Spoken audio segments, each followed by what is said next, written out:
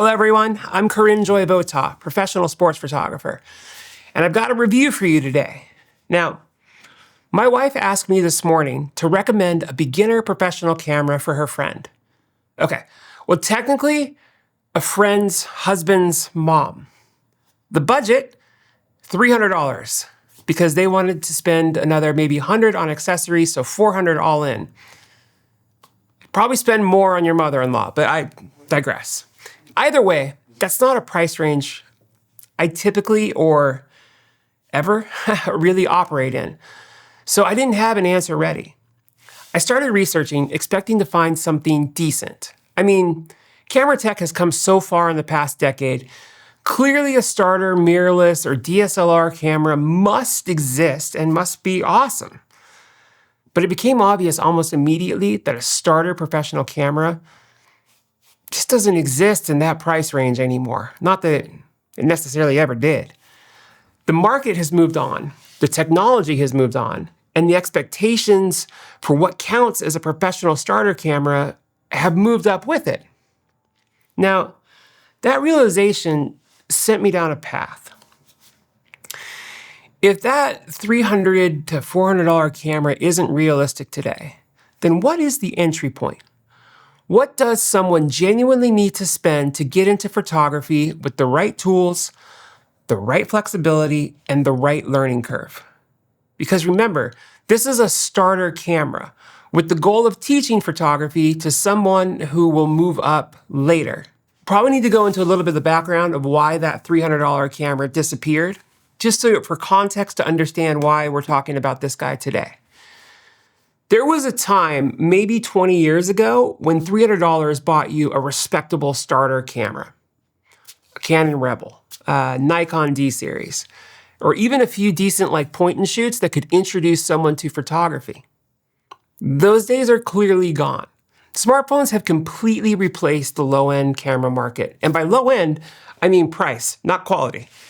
Once phones became capable of computational photography, strong dynamic range and impressive low-light performance, and built-in stabilization, the cheap camera segment they had no way to keep up. They couldn't match the convenience, and they definitely couldn't match the results.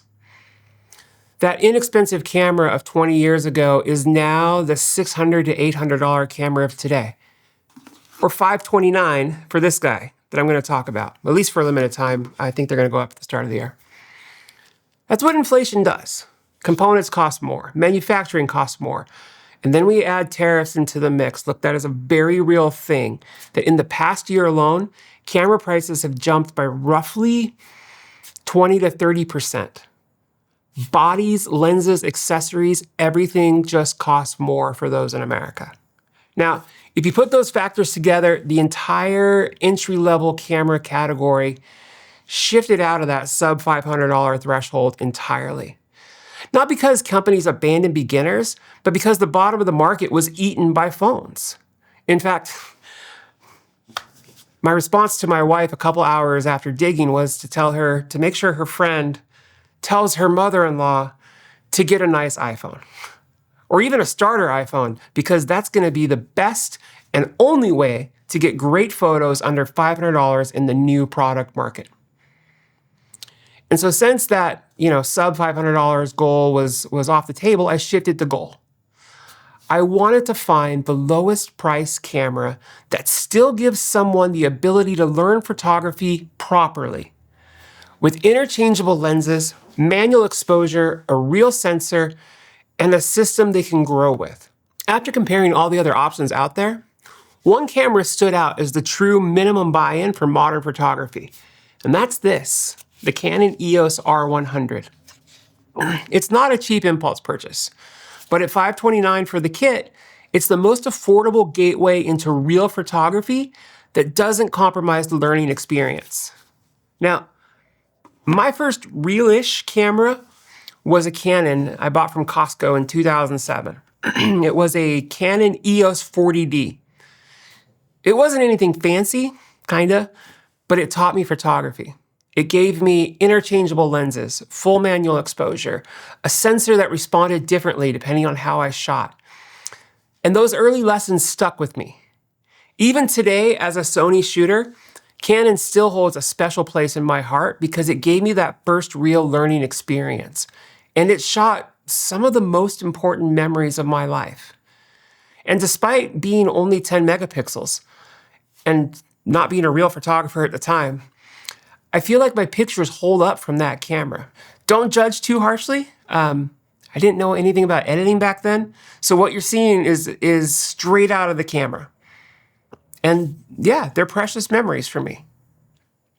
Now, when I picked up the R100, it immediately reminded me of the value of a true starter camera.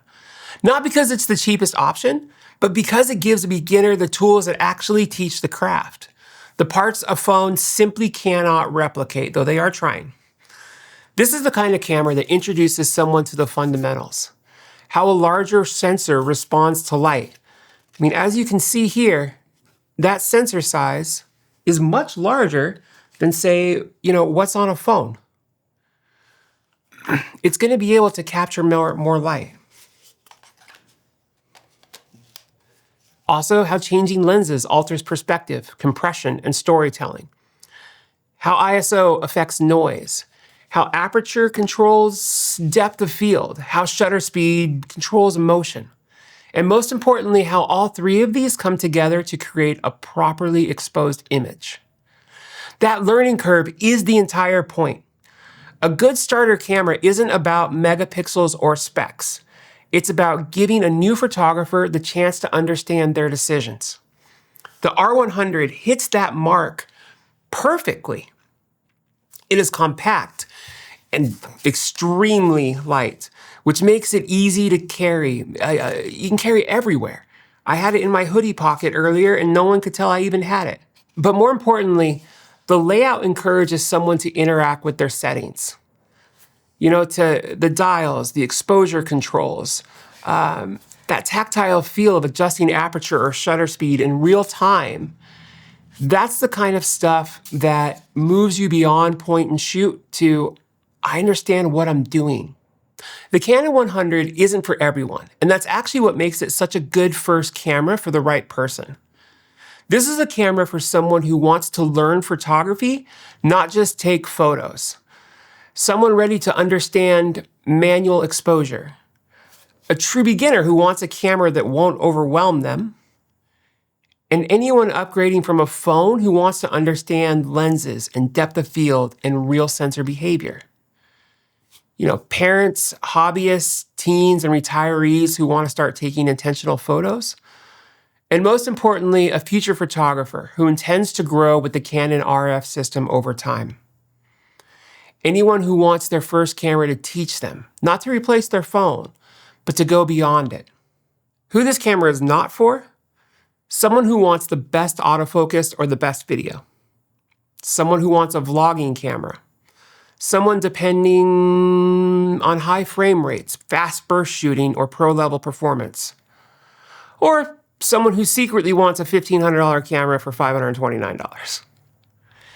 This is the camera for the person who wants a foundation, for the person who wants to begin, for the person who wants the camera that starts the journey, not the one that finishes it.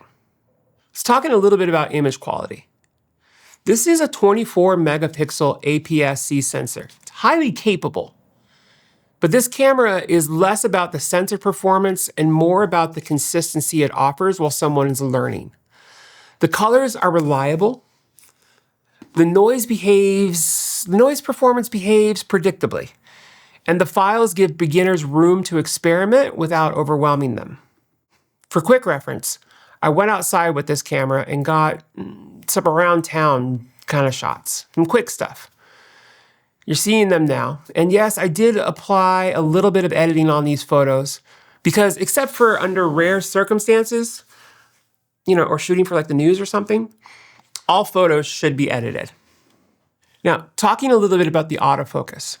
The autofocus system supports the learner rather than doing everything for them. It's helpful, but not so advanced that it makes mistakes. A beginner actually gets to see how the focus works, how to lock onto a subject, and how the depth of field interacts with distance and aperture. there is an area that's weak. Video is limited in this. Yes, it has it. Yes, it can shoot some video, but do not get this if you're planning on using it for video. Phones are still better for the casual video. They just don't teach the manual exposure side. The R100 does. So look, full disclaimer, if you're like, oh, I want to shoot videos with this too, probably not your camera. Your phone's still going to be the better pick. Now, as far as lenses and the RF system, interchangeable lenses are one of the most valuable teaching tools in photography. The moment someone switches from the kit lens to a 50mm prime, they immediately feel the difference. Composition changes. Distance matters differently, and depth of field behaves differently. This is where the real education happens. Phones simulate focal lengths through software. A camera teaches them through physics. The RF system gives a beginner everything they need to explore that world, including affordable primes, wide-angle lenses, telephoto lenses, and everything in between. And each lens teaches a lesson. And what's great about this system is it uses the same lens mount as the flagship Canon cameras, which means any additional glass you buy for this camera moves up with you as you graduate into something maybe like the R50 or even the R7, which maintain those APS-C sensor size. When you go to a full frame, some lens things change a little bit, but even then you'd still be able to use the RF lenses. So after going through every option on the market, the conclusion was clear. The question isn't what's the cheapest camera you can buy. The question is what's the cheapest camera that actually teaches photography? The Canon EOS R100 is that camera. This is it. It gives you an interchangeable lens system. It gives you a real sensor and full manual exposure control. It gives you the ability to learn the relationship between ISO, aperture, and shutter speed. It teaches you how light behaves. It teaches how lenses shape a scene. It provides the hand-on experience that lays the foundation for every future upgrade. The learning curve is the investment. And that's why this camera is the modern starting point. Now, if you want to see how the R100 compares directly to a current iPhone or Google Pixel, let me know in the comments below. That's a comparison that says a lot about where photography is headed. And if this breakdown helped, feel free to like the video, subscribe, and stick around for even more photography deep dives. And if you decide, hey, I want to try this out, it does come recommended by me, and you want to pick up the R100 or any of the lenses, I've linked everything down below using affiliate links. Using those links costs you nothing, but it genuinely helps support the channel. Seriously, thank you so much if you'd use those links, and thank you so much for supporting my work. I am Karim Joy Vota, sports photographer, and we'll see you on the pitch.